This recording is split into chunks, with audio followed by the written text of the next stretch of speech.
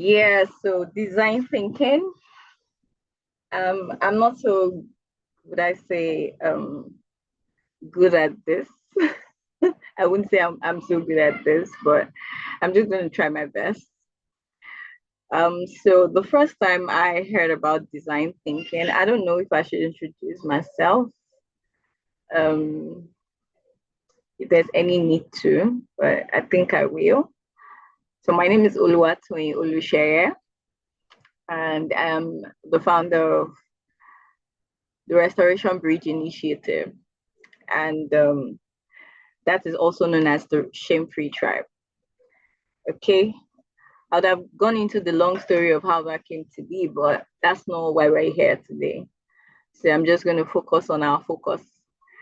So today we'll be talking about design thinking for social change, right? And the idea is to learn how we can drive sustainable impact through creative problem solving. Um, this is like all the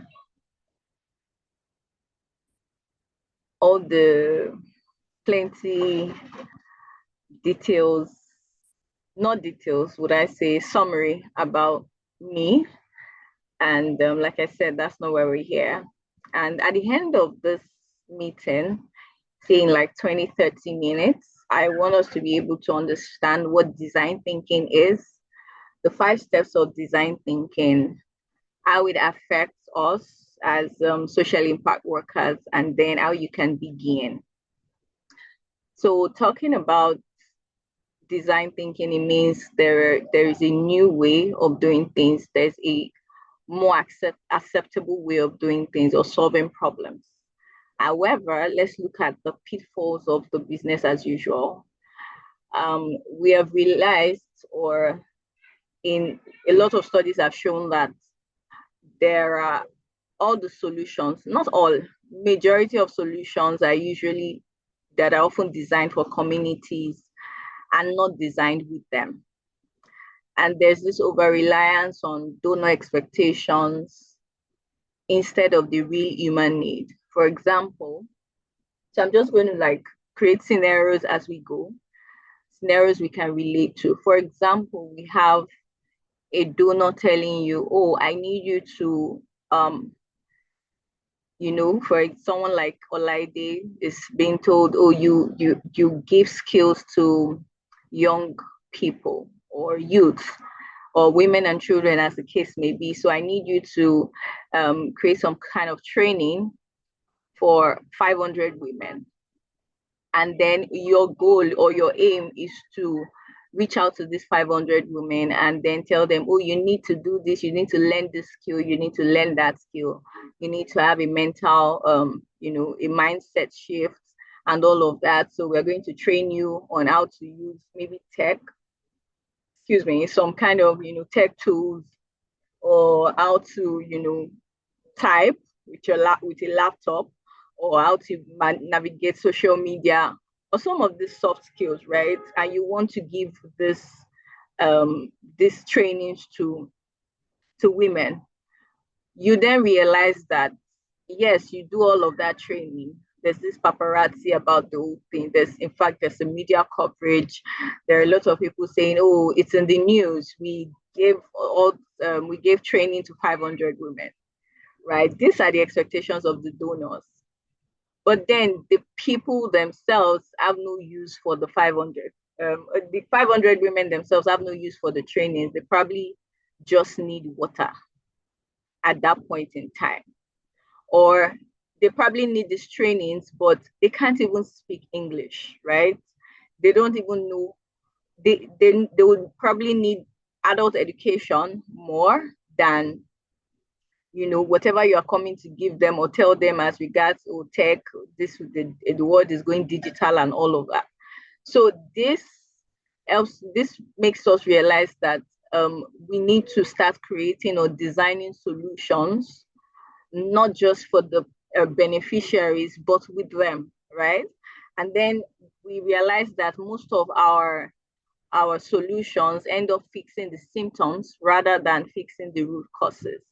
So you have out of school children. for example, in the northern part of Nigeria. Recently, I realized that, yes, thank you, Olaide, human-centered solutions. So recently, I'm just trying to, break this down as much as I can to the, would I say the best, most understandable form so we can have a grasp of what we're talking about.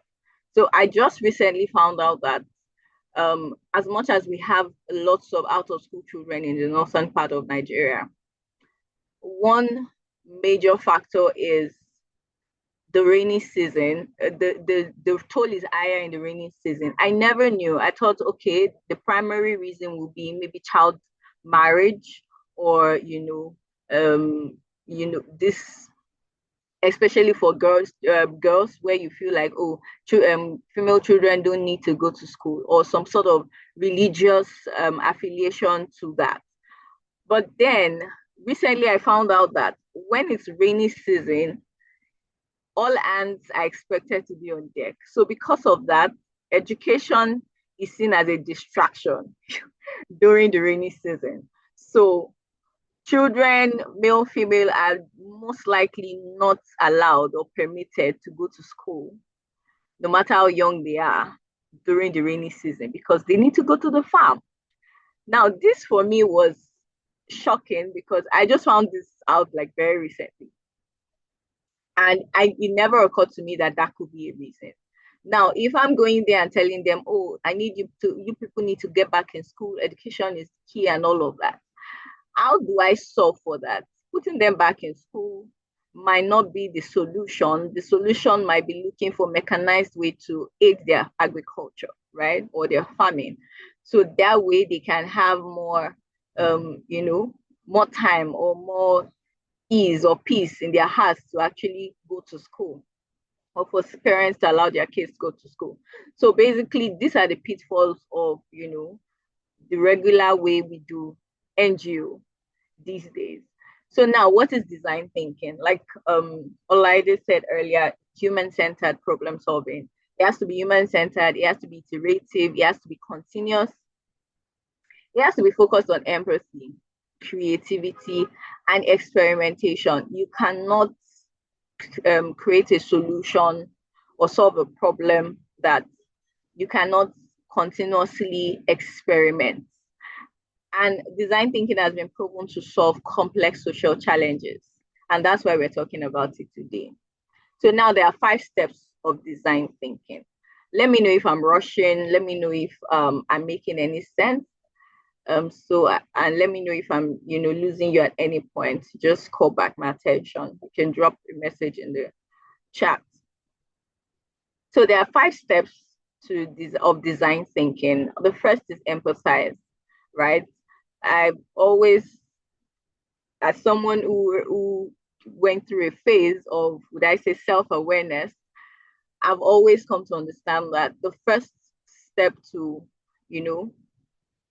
solving any problem or tackling any challenge is putting yourself in the other person's shoes, right? So empathizing is is the very first step to design thinking, to solving a problem or to creating solutions that actually would work. So an example would be when, I think sometime in 2021, Shepherd Tribe was going to, try to find the root cause of rape in Nigeria. And not just like find it, of course, there are so many, it's like a root that has so many branches, right? We can't outrightly say this is the cause of rape, but we wanted to know as many causes as possible contributed to rape. And we wouldn't have known that if we did not, conduct interviews, engaged with real people, observed, if we did not run surveys. In fact, there are a lot of people that still reach out to me and say, oh, that survey of that time, it kind of triggered something in me. That's because it had some questions that puts you face to face with the problem. It makes you think deep and tell you, oh, this might be what I've been carrying all along. I probably was raped when I was 8 years old, and I felt, oh, it was because I was wearing something skimpy, for example. Meanwhile, it's because oh, this person was actually under the influence of alcohol, or there's this level of poverty. There was this level of poverty in my house, and I couldn't be at school at that particular time, and I had to be shipped to an uncle or a family member that had to take advantage of me. So these are the different dynamics you have to sit with and understand. And in all of that, you realize that you're actually empathizing with the situation. You run interviews, you observe, you engage with real people that have the real problems. And then you don't come with your own bias. You are coming to challenge your own assumptions. You're listening, you're not listening like you're trying to be polite. You are listening to actually understand. So that is the first step to design thinking. That's the first step to creating a solution that works. The second will be defining the problem, right? Defining the problem. Get the problem right.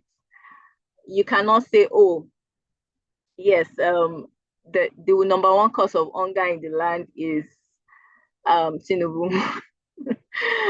The number one cause of hunger in the land is not it's not the exchange rate. It's not dollar. You have to define the problem, get the problem right, focus on what you have learned from the people that you have engaged with, and not just what you are assuming. So with that, you can create a clear human-centered problem statement, because for you to have a solution, you must have a problem statement.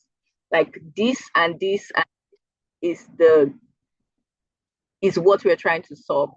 For example, instead of hunger, you can reframe it as, okay, there's hunger. There is hunger in the land, and children do not have access to the right nutrition they need to actually survive or grow healthily. You can reframe that to, yes, single moms can access fresh food due to transport issues, especially in rural areas. Now, that is a dimension of it that actually tackles the main problem, which is transport issues. Not because there's no fresh food, not because they can't there's no way for them to get it, or there's no money for them to get it, but there's no transportation, right, for them to get it, especially in rural areas. So this is an example of reframing the problem statement, right? So, for example, now that's kind of, would I say, that's like a layering over the empathy. For example, in empathizing, there could be a kind of belief system that they say, oh, girls were dropping out of school due to early marriage. But then you probably like I said, you realize that, oh, because of the famine, or even because there are no safe toilets. These are basic problems that could discourage them from going to school. But then if you cannot empathize or sit with them and understand their problem without assuming, you would not be able to define or get the problem right. The next one will be to ideate. Now, break free from limits. You have to brainstorm wide. Excuse me. You have to brainstorm wildly. You have to brainstorm without fear. You have diverse teams, diverse ideas. Now, quantity leads to quality when it comes to design thinking.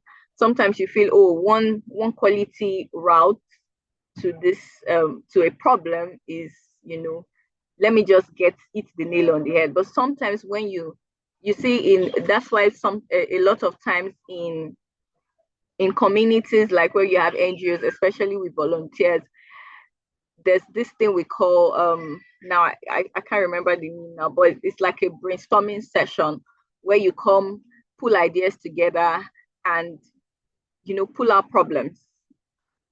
Okay, what could be the cause of this? Why could this be happening? And then you paint several scenarios, more like you're kind of creating a kind of case study. So you having all of those diverse ideas leads you to create quality, right? So, for example, you want to reduce teenage drug use. And you assume that, oh, for you to reduce the teenage drug use, you have to do some sort of advocacy, some sort of road trip and road walk, and then, carry placards and say, oh, no to drugs, we say no to drugs, or you host a talk show, you host a kind of workshop or a lecture series and tell them the dangers of drugs, right? However, one thing that might resonate with them might be maybe like some sort of podcast or a social media drive. Now, these are other ideas that contribute to the solution that you're trying to achieve. And if you don't brainstorm, you just might never get to those things that really do interest them. What I'm trying to say with all of this is that the regular ways we have always done things might not be the ways that would matter in the next 2, 3, 4, 5, 10 years from now. Might not be the ways that would actually reach the people that we need to reach. And the sweet thing about it is when you have diverse ideas, you might realize that the funding you're looking for to host a big event and call a lot of speakers might not be necessary, because all you need to do is just to, have youth, pull youth together and record a kind of radio show or a podcast and then let it circulate on social media. That in itself has created the awareness around drug use and its dangers. And if you do not, like I say, ideate, you might not get to that point. The next we have is a prototype. Testing. Now this is like this comes before testing, but then this says you should start small. Don't just show. Don't just tell. You have to show. You have to show your prototype. You have to build a small version of your idea. Start small. Paper mock-ups, role plays, mini pilots, just for you to get feedback early and to get it often. For example, you can test your one-day workshops before creating a full skill training program. If that's for you to see their receptiveness, for you to see the challenges you might face the following day at the main event, for you to see their expectations. That reminds me of a particular time we went to distribute some school materials at a place in Lagos. I'm trying to remember the name of the place now, around Isheri Bega area. And then we got there. It was this very interesting place. You could see that you had entered a slum, and the mindset of the people there were, who are these people? What are they coming to do? Okay, they have to give us something before they leave. So we got there, we distributed materials, books and textbooks and math sets and the pencils, the paper, what's it called? The pens and the rest, even school bags and all of that.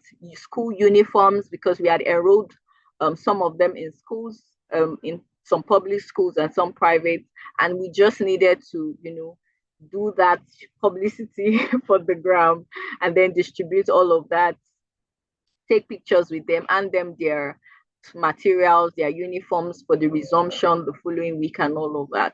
And then we got there.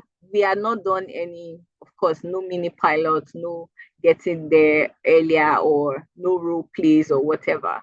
And then we got there and we were supposed to also do interviews with the beneficiaries and all of that and that. And then, to cut the long story short, the whole thing ended in a fight. A fight because some people felt that they were supposed to have gotten school bags, and their kids were supposed to have gotten school bags and their kids did not. Meanwhile, they were not eligible because we had a list, and all of those setbacks, and it was war. In fact, I told my team, I said, we are never coming back to this community.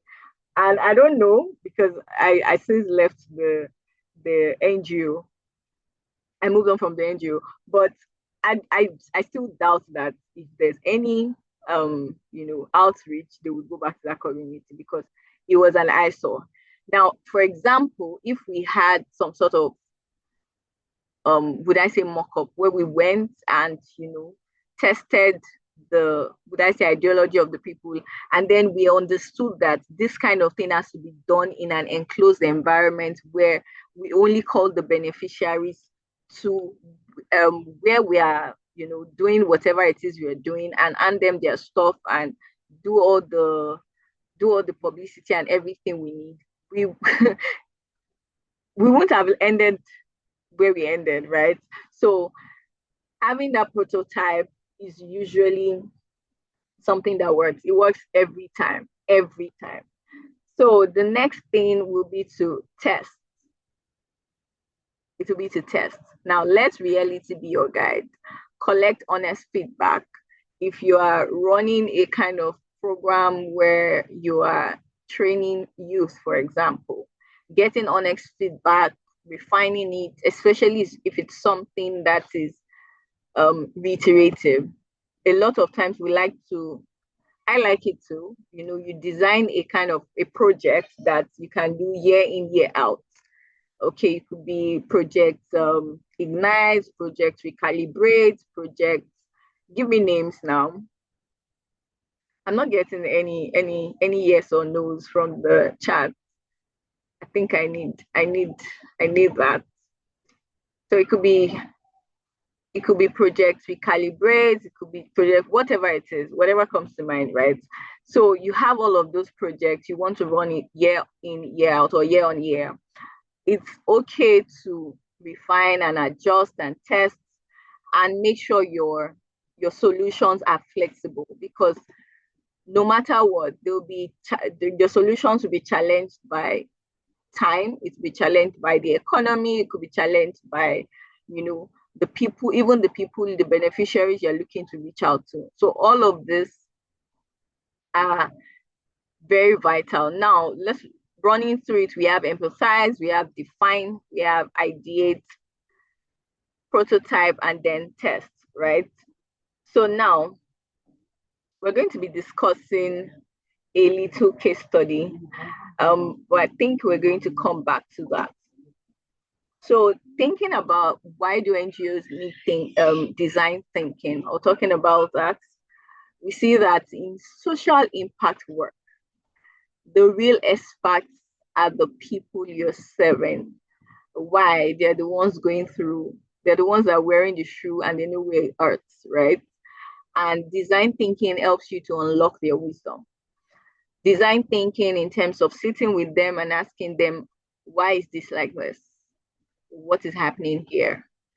Would I say, what are the challenges? What are the main challenges? And hearing individual stories, right? Especially when it comes to in a field where, or when your NGO is basically, oh, we have about say 10 minutes left. So when your NGO is speaking to individual needs, right? You need to be able to unlock, check the real needs behind the symptoms, because sometimes what we tend to solve are the symptoms, not the root cause of the problem. So design thinking encourages co-creation and not just top-down solutions. So we have, and design thinking helps you to think of low-cost approach and high-impact approaches to things. So, we talked earlier about ideating. Ideating helps you to figure out the easiest, the cheapest, the most impactful ways to approach your solution. It's not just about, oh, we need to buy this, we need to buy that, we need to design this, we need to create that.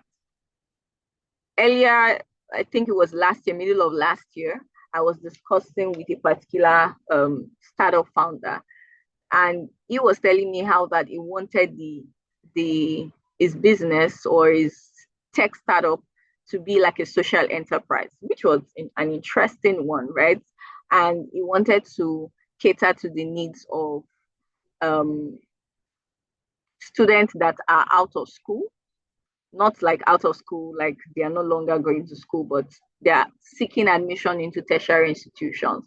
So he wanted to cater to their needs in terms of career guidance, in terms of, oh, I need you to know or choose the kind of courses, the right kind of courses to do in tertiary institutions, and then giving them the directing them to the right courses that align with their gifts, their purpose, their talents, and all of that.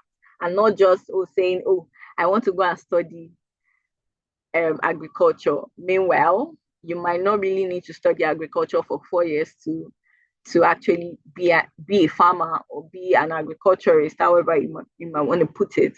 Or you might not need to, or you say, oh, you want to be an accountant, but you have zero understanding of mathematics or accounting and all of that. Your brain does not just carry numbers, or you just feel like it's classic to be an accountant. So all of these things were what he wanted to solve or bridge a gap um, between. And then it came up and talked about creating a web application, right, to cater to all of that. Now, this would take a lot, right? This would take a whole lot. But in doing all of that, we realized that there's a better way or an easier way could have gone about it. And then in brainstorming, we realized that why not just take over the career days, because schools usually have career days, right? Why not just take over their career days and come in as an external body, an external entity, and just come to them and say, yes, I want to take over your career day. I'm going to teach them this and that and that and that.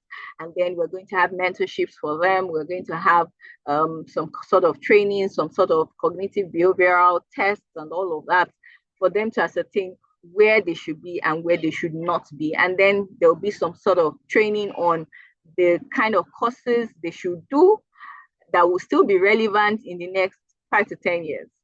Someone like me, I studied French for 4 years of my life.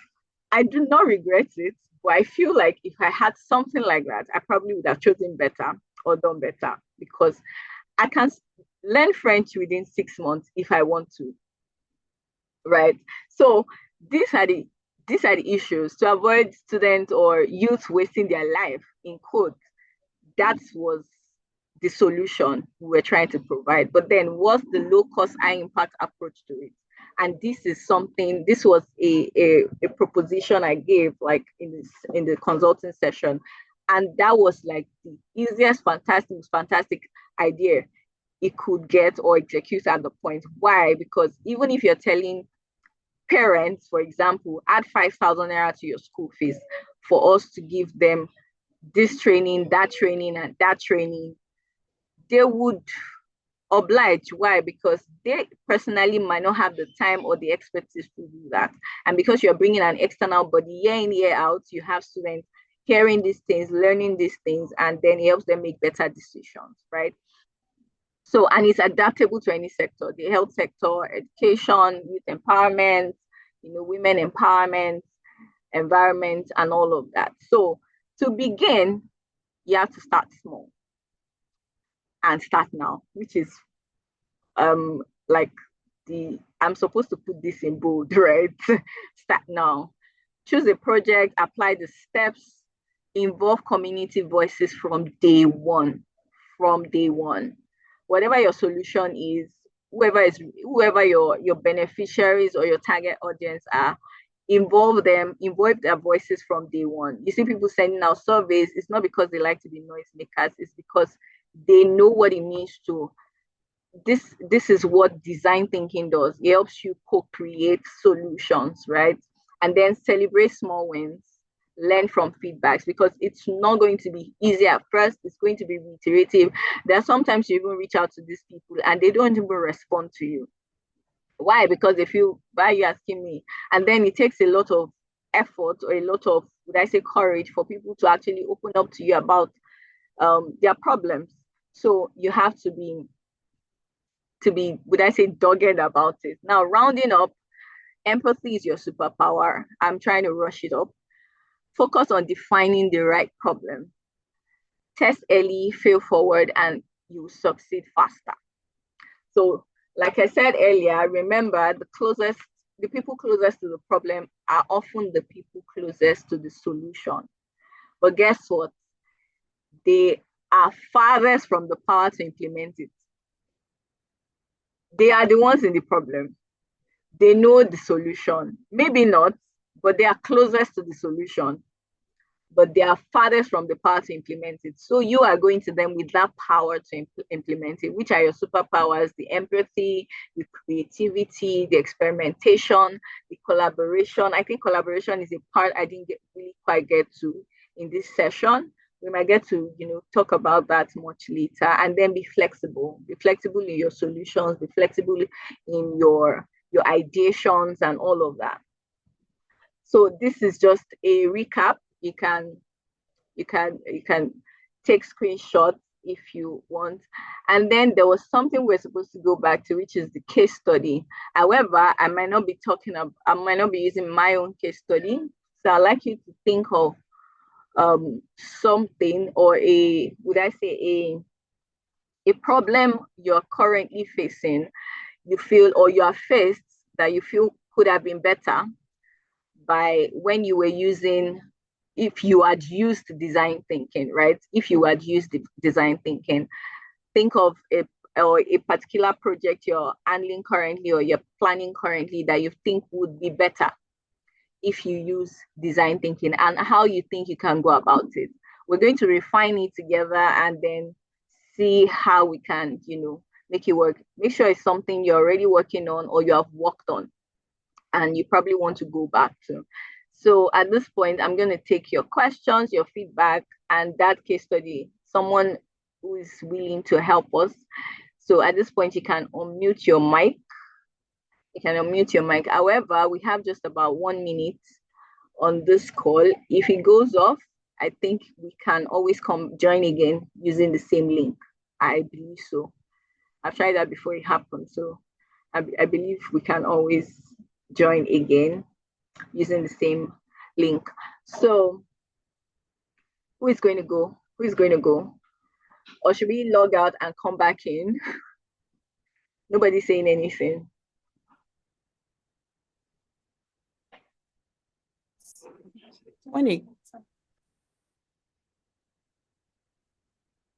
Hello. You can log out and come back in. Okay, Time good. is just 32 seconds.